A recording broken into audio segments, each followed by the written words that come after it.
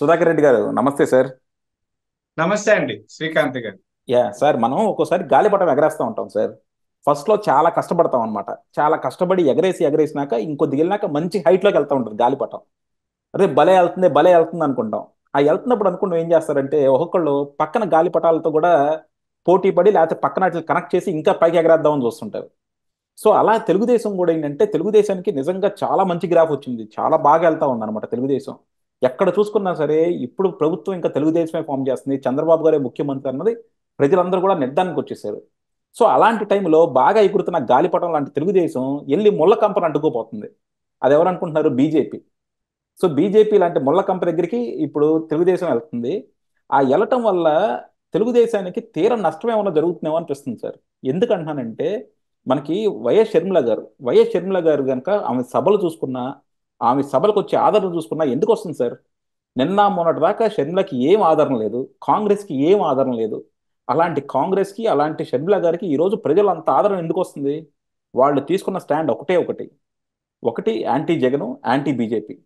ప్రజల్లో ఈ రెండు ఊపిటి మీద చాలా వ్యతిరేకత ఉంది.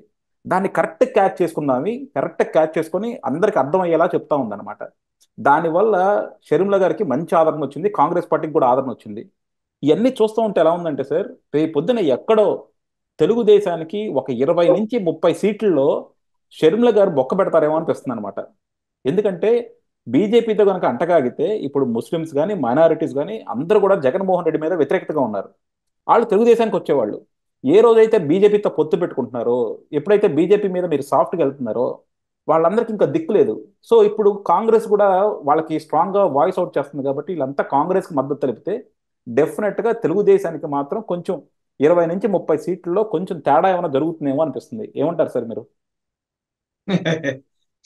మీరు ఈ ఊహాజనితమైన ప్రశ్నలు ఉమ్, ఏదో కలలోగా వచ్చే ఆలోచనలు, కళలు ఉమ్, ఇలా కనొచ్చండి. ఆ, షర్మిల గారు ముఖ్యమంత్రి అవుతారా అని కూడా మనం కళలు కనొచ్చు. అంటే ఆ, నేనేమి నేను ముఖ్య కలకూడదని కాదు. నేను ముఖ్యమంత్రి మీరు అవుతాడంటలా అన్నట్టు సార్. వాళ్ళకి 20 30 సీట్లు అదే వస్తాయంటలా. ఆ 20 30 సీట్లు మిమ్మల్ని గెలవనీయకుండా నిలువరిస్తుందేమో అనిపిస్తుంది అంటున్నా. చెప్తా అదేనంటే ఉమ్, ఆమె వల్ల తెలుగుదేశం పార్టీకి ఒక్క సీటు కూడా నష్టం లేదు. నేను చెప్తానండి, నాకు ఉమ్, రాజకీయ విశ్లేషణ కోసం చెప్తున్నాను. ఆమె వల్ల అంటే ఆ 30 40 50 సీట్లు వైసీపీకి నష్టం అండి. ఉమ్, వైసీపీకి నష్టం. అంటే మీరు అనుకుంటున్న యాంగిల్ కూడా కొంత. సార్ ఇప్పుడు ఒక వర్గం ఒక పార్టీకి దూరం అవుతారు. అదే సమాన స్థాయిలో ఇంకొక వర్గం కూడా ఉంటుంది. ఆ వర్గం దగ్గర అవుతారండి. రాజకీయాలు నేను చిన్నప్పటి నుంచి చూస్తున్నా. ఉమ్, మీరు నాకు దూరం అయ్యారనుకోండి, మీ శత్రువు నాకు దగ్గర అవుతారు. అది కులాలైనా, వర్గాలైనా, ప్రాంతాలైనా, మతాలన్నా జరిగేదండి. అయితే ఒక్క గూటి పక్షులు, ఆ గూటిలో నుంచి ఎగిరిపోయిన ఇంకొక పక్షి ఉంటే దాని పక్కన కొన్ని పోతాయి, కానీ ఇంకొక ప్రత్యర్థి గూట్లోకి ఏమి రావు. ఇప్పుడు కాకులు ఉన్నాయండి. ఏ, ఒక రెండు కాకులు కొట్లాడుకొని ఒక కాకి దూరంగా పోతే ఆ కాకులు ఇంకొక కాకి దగ్గరికి వెళ్తాయి తప్ప గద్దలు, కోగిళ్ళు లేదా పావురాలు, చిలకలు పోవు. అంటే ఇది అంటే నేను మరింతగా లోతుగా చెప్పకూడదు కానీ చెప్పడం లేదు. కాబట్టి మీరు అంటున్నది అంటే బీజేపీ ముళ్ళకంప మా గాలి పట్టు వాడు ఇరుక్కుపోయి కాదండి. బీజేపీ వల్ల ఎంత అంటే మీరు అనుకున్నట్టు మాకేం లేదు కానీ ఎంత నష్టం కలుగుతాదని మీరు భావిస్తుంటారో అంత లాభం కూడా ఉందండి. అంటే అది మనం ఒక రాజకీయాల్లో ఉన్నప్పుడు అవి వాటిని చెప్పడం ధర్మం కాదు కాబట్టి చెప్తా. ఆఫ్ ద రికార్డు మళ్ళీ మీకు చెప్తా అడిగితే. అంటే ఉమ్, జనాలకు కూడా తెలుసు, చెప్పకూడదని చెప్పడంలే. అలా ఇప్పుడు షర్మిల గారు ఎవరు ఓట్లు చీలిస్తారండి? మీరు అంటున్న మైనారిటీలు, క్రిస్టియన్స్, రెడ్లు, వీళ్ళందరూ ఎక్కడ ఉన్నారు? అంటే ఉమ్, నిజానికి అది కూడా చెప్పు వల్ల ఎక్కువ మంది అంటే మా వైపు కూడా ఆ వర్గాలన్నీ టీడీపీ వైపు లేదా అన్ని పార్టీలు ఉన్నాయి. మెజారిటీ వైఎస్ఆర్ పార్టీ వైపు ఉన్నాయి. ఆ అవన్నీ కూడా చీలిస్తే మా దగ్గరకు వస్తాయని గ్యారెంటీ లేదు. ఆ ఓట్లు ఆమె చీల్చడం వల్ల వాళ్ళ విజయ అవకాశాలు తగ్గుతుందండి. మీకు ఉదాహరణ చెప్తాను. 2019లో జనసేన సపరేట్ గా పోటీ చేయడం వల్ల ఓ 30-40 నియోజకవర్గాలు ఎవరు దెబ్బతిన్నారండి? జగన్ దెబ్బతిన్నారా? టీడీపీ దెబ్బతిన్నదా? టీడీపీ దెబ్బతిన్నది. లేకపోతే అంత ఘోరంగా 23 సీట్లు వచ్చేట కాదు. టీడీపీకి ఎంత ఉన్నా ఒకవేళ ఓడిపోయినా ఒక 60-70, కనీసం 50 పైన రావాలి కదా. అంత ఘోరంగా చంద్రబాబు నాయుడు గారు ఏమైనా తప్పులు చేశారా? ఆయన ఏమైనా అక్రమాలు అవినీతులు చేసి ఇసుక మాఫియా ఎర్రచందనం దొంగలతో ఇప్పుడు లాగేమైనా చేతులు కలిపారా? నిరంతర శ్రామికుడు మాదిరి నిరంతరం ఆయన అభివృద్ధి కోసం శ్రమించిన చంద్రబాబు నాయుడు గారి పార్టీ అంత ఘోరంగా ఓడిపోవాలనా అండి? ఓడిపోవచ్చు, ఎవరైనా, ఆయనైనా ఓడొచ్చు, మీరైనా, నేనైనా. అంత ఘోరంగా ఓడిపోవడానికి కారణం ఈక్వేషన్స్ అండి, ఓట్లు చీలడం. అది అందరికీ తెలుసు. అందుకే ఇప్పుడు ఆ, చిన్న పామునైనా పెద్ద కర్రతో కొట్టాలి కాబట్టి మనం ఇప్పుడు తెలుగుదేశానికి చాలా బలం ఉందండి. నేనేం కాదనడం లేదు. అంటే ఎవరైనా విమర్శల కోసం కాదు, మీ విశ్లేషణ కోసం చెప్తా. తెలుగుదేశం పార్టీ ఒంటరిగా పోటీ చేసిన 110-120 సీట్లు గ్యారెంటీ వస్తుందండి. నేను విశ్లేషకుడుగా చెప్తా, ఇక్కడ టీడీపీ స్పోక్స్ పర్సన్ గా కాకుండా. ఇప్పుడు ఎక్కడ అడిగినా అదే ఉంది. అయితే ఓట్లను అంటే ఆ జగన్ కి వ్యతిరేకంగా ఉన్న ఓట్లు చీలకూడదు, జగన్ కి ఏ విధంగా కూడా లాభం చేకూరకూడదు, అందరం కలిపి ఆ జగన్ లేని ఆంధ్రప్రదేశ్ నిర్మాణం చేసుకోవాలన్న ఉద్దేశంతో ఈ ఏక లక్ష్యం, ఈ లక్ష్యంలో ఉన్న అందరితో కలవడానికి ప్రయత్నం చేస్తున్నాం. ఈ నేపథ్యంలో షర్మిల గారు తనకున్న ఆయుధం ఏమండి? కాంగ్రెస్ పార్టీ ఎవరిని విమర్శించాలి? బీజేపీని విమర్శించాలి.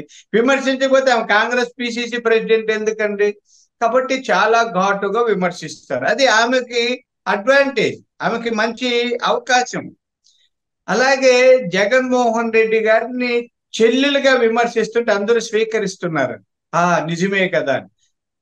రేపు వైఎస్ఆర్ పార్టీ ఓడిపోతే అక్కడున్న ఎమ్మెల్యేలు లేదా అక్కడ అభిమానుల్లో 90% షర్మిల గారి దగ్గర చేస్తారు.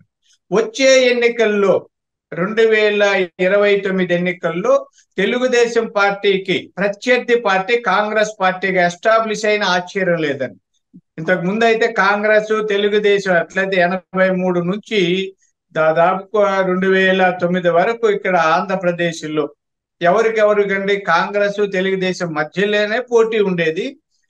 ఆ తర్వాత 2029 వచ్చేటప్పటికి జగన్మోహన్ రెడ్డి గారు ఉండరండి, ఆ పార్టీ అయిపోయింది, అది కొట్టు మూసేసి వెళ్ళిపోతారు. వాళ్ళందరూ ఎక్కడికి వెళ్ళాలి? ఎక్కడికి వెళ్తారండి? వాళ్ళందరూ షర్మిల గారి దగ్గర పోతారు. కాబట్టి ఆమె షర్మిల గాలి పట్టడానికి ఇప్పుడు బాగానే గాలి వస్తా ఉంది, తాడు గీడు కట్టుకున్నది, ఎగరేస్తా ఉంది, కొద్ది రెపరెపలాడుతా ఉంది. అది పైకి ఎగరొచ్చు, అంతేగాని మాకొచ్చిన నష్టం ఏం లేదు. చాలా మంది ఇలాంటి అపోహలు ఉంటే ఏది కట్టి పెట్టండి. ఖచ్చితంగా జగన్మోహన్ రెడ్డి గారికి ఆమె దాపురించిందండి, ఇంకా వేరే పదాలు అనకూడదు. కానీ ఆమె జగన్మోహన్ రెడ్డి గారిని ఇంటికి పంపే వరకు నిద్రపోదు. మాకు వచ్చిన నష్టం లేదు. సో అంటే అది సిబిఎన్ మీదకి వచ్చే బాణం కాదు, అది జగన్మోహన్ రెడ్డి మీదకి వెళ్ళే బాణం అంటారు దాన్ని. అవునండి, అవునండి. యా, చూద్దాం సార్. అంటే డెఫినెట్గా ఏంటంటే ఒకటి, ఆ, ఇప్పుడు మనందరికీ తెలిసిందే కంపల్సరీ ఏంటంటే వైఎస్ఆర్సీపీలో ఉంది మ్యాక్సిమం కూడా చాలా మంది కాంగ్రెస్ సింపథైజర్స్. కాబట్టి ఎప్పుడైతే కాంగ్రెస్ స్ట్రెంతన్ అవుతుందో జగన్మోహన్ రెడ్డి వీక్ అవుతారో వాళ్ళందరూ కొంతమంది కాంగ్రెస్ వైపు వస్తారు. కానీ వాళ్ళు ఒక్కళ్ళే కాదు సార్, అలాగే మన ఆంధ్రప్రదేశ్లో కూడా ఏంటంటే యాంటీ బీజేపీ అనేది కూడా చాలా స్ట్రాంగ్గా ఉందన్నమాట. యాంటీ బీజేపీ అనేది ఎంత స్ట్రాంగ్గా ఉందంటే ఈరోజు మీరు బీజేపీ గురించి ఒక వీడియో చేయండి, ఒక మాట మాట్లాడండి, దానికి వచ్చే అప్రిషియేషన్ చూడండి, అక్కడే తెలిసిపోతుంది అనమాట ట్రెండ్ ఎలా ఉందన్నది. సో అలాంటి ట్రెండ్ ఉన్నప్పుడు బీజేపీ తెలుగుదేశం వెళ్ళి ఇప్పుడు బీజేపీతో పొత్తు పెట్టుకోవడం అన్నది నిజంగా తెలుగుదేశానికి ఎంత కొంత డ్యామేజ్ చేస్తుంది. బట్ దాన్ని కూడా షర్మిల గారు కనుక దాన్ని అడ్వాంటేజ్గా తీసుకుంటే కంపల్సరీ వైఎస్ఆర్సీపీ నుంచి మైనారిటీస్ కానీ ముస్లిమ్స్ కానీ తెలుగుదేశానికి రావాల్సిన వాళ్ళు ఇప్పుడు తెలుగుదేశానికి రాకుండా షర్మిలాకి వెళ్తే, కాంగ్రెస్కి వెళ్తే మాత్రం డెఫినెట్గా ఎంత కొంత కాంగ్రెస్ కూడా బెనిఫిట్ అవుతుంది. మీరు అన్నట్టు ఏంటంటే అంతకుముందు వాళ్ళంతా వైఎస్ఆర్సీపీకి వేశారు. సో వాళ్ళు వస్తే తెలుగుదేశంకి వస్తారు, లేకపోతే కాంగ్రెస్కి వెళ్తారు. సో తెలుగుదేశానికి వచ్చే నష్టం లేదు, మా 40% మాకుంటుంది, వాళ్ళ 50% నుంచి తగ్గుతాయి అంటారు మీరు. బట్ ఏంటంటే అవి మనకు గనక యాడ్ అయ్యింది అనుకోండి, అవి గనక తెలుగుదేశానికి యాడ్ అయితే అప్పుడు ఇంకా బెనిఫిట్ ఉంటుంది కదా వేరే పక్కకి వెళ్ళిపోయే కన్నా. సో వాళ్ళ దగ్గర నుంచి 5 మీ దగ్గరికి వచ్చినాయి అనుకోండి, మీరు 45కి అవుతారు, వాళ్ళు వాళ్ళు 45కి వస్తారు. జనసేన నుంచి వచ్చే ఇంకా 6తో మీరు ఇంకా 50 మీదకి వెళ్తారు. అలా అలా ఉంటుంది కదా ఈక్వేషన్. సో ఆ ఈక్వేషన్ ఎక్కడో కొద్దిగా దెబ్బతింటుందేమో, దాన్ని కొంచెం జాగ్రత్తగా చూసుకోవాలని నాకు అనిపిస్తుంది సార్. థ్యాంక్ యూ అండి, థ్యాంక్ యూ సార్.